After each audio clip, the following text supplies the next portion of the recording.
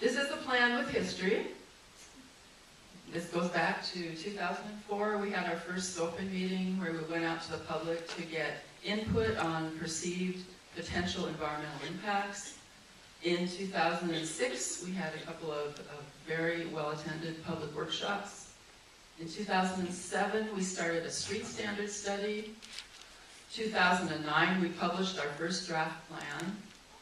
2010, we made some revisions and published it again, and that's the one that you'll see online right now, the city's website. And in 2011, this year, we published our draft environmental impact report.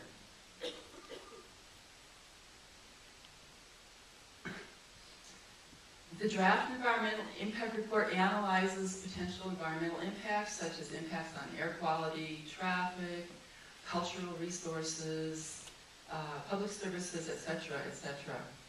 And all of your comments on the EIR should be submitted by June 1st. Originally, we said May 2nd, but we have extended that comment period to allow an opportunity for more comments. All of your comments that you submit will be responded to in writing in our final EIR. And this final EIR will be certified by the City Council at the same time that the plan is adopted. This is a flow chart to give you an idea of where we are at in this process and where we are going forward. Right now, we are in that 90-day comment period.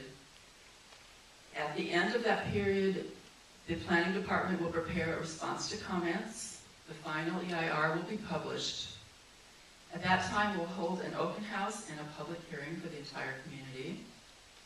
And after that, we will prepare a staff report and make revisions to the plan. We envision that this would happen probably sometime in late summer. And this will be the last opportunity that Kevin and I have to initiate changes to the plan. From that point out, changes will be made by the City Planning Commission or the City Council. The open house and public hearing initiates a whole cascade here of hearings. There's one with the Area Planning Commission, one with the City Planning Commission, one with the Planning Land Use Management Committee of the City Council. The mayor acts on the plan, and then the City Council votes. So each one of these hearings represents an opportunity for people to make comments. Purpose of the plan, we want to accommodate projected growth in a sustainable manner, focus development around infrastructure, and at the same time, preserve neighborhoods and historic resources to the extent that we can. This idea of focused development is nothing new. We've seen it before, and it makes a lot of economic sense. You want to maximize the use of your existing investments. And by focusing development around our transit infrastructure, we give people mobility options, which makes it possible for us to imagine fewer vehicle trips in Hollywood and in Los Angeles. This investment in transit infrastructure, the Metro Rail Red Line, is a significant investment that has been made since the last time the plan was updated in 1988. I believe that the Red Line opened in 1993 and that we have 5 stops in Hollywood. So this investment makes it possible for us to do land use planning that relates to transportation planning, which is where we want to be. This is the map of the Hollywood Community Plan area. All of the colors represent different land uses. Believe it or not, open space is the largest land use in Hollywood. Griffith Park is huge. That's 38% of the land use. So although we don't have a lot of parks, we do have a lot of open space. The yellow, tan, and brown is residential. The red is commercial. The blue is industrial. Most of the changes that we're proposing in the community plan are in the commercial zones. And here is a map of the change areas. This doesn't include all of them, but I think it includes all the business improvement districts. And you'll notice how these changes are clustered around the commercial corridors. Most of the changes that we're making have to do with changes to floor area ratio, so I want to talk about that first. And this is probably a crowd that doesn't need to be talked about FAR, but there may be a few people who don't understand it. Floor area ratio is the ratio of the allowed square feet of development to the buildable lot. And the easiest way to talk about it is the second row here, talking about an FAR of 3 to 1.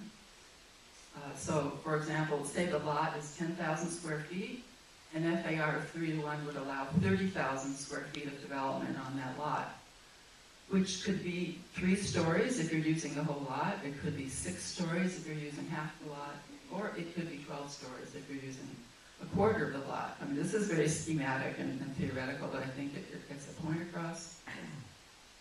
So, one of the changes that we are proposing is to remove development limitations that were placed on Height District 1 commercial zones in 1988, the last time the plan was updated. At that time, a development limitation was imposed that pushed that FAR down to 0.5 to 1 or 1 to 1 in many of the commercial zones. Well, what can you do with an FAR of 0.5 to 1? That's a one-story structure on half of the lot. That's like a gas station maybe. So we are proposing to remove those development limitations to allow some development to occur, allows a little bit of changeover in use. And that is practically 90% of what we are proposing in terms of the changes in 2 of the bids, in the Los Feliz bid and the East Hollywood bid.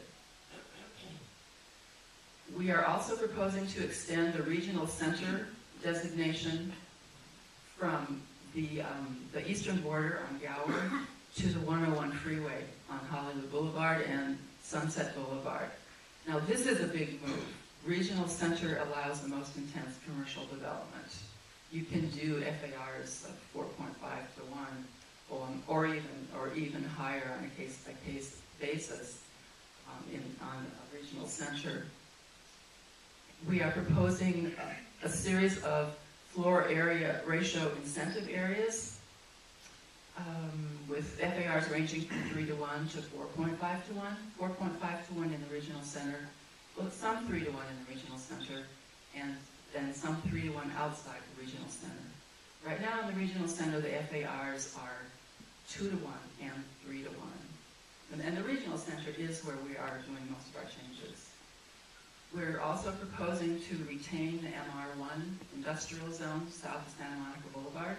MR1 zone is the most restrictive industrial zone. And we want to keep that because we want to hang on to that industrial employment. We need the jobs, and we don't want that used for live, work, residential uses or anything like that. And lastly, we are proposing hybrid industrial zones around the MR1 zones, around the perimeter. And the hybrid industrial zones are a kind of a floor area ratio incentive area, which would allow a higher FAR as long as a minimum amount of specified industrial uses are retained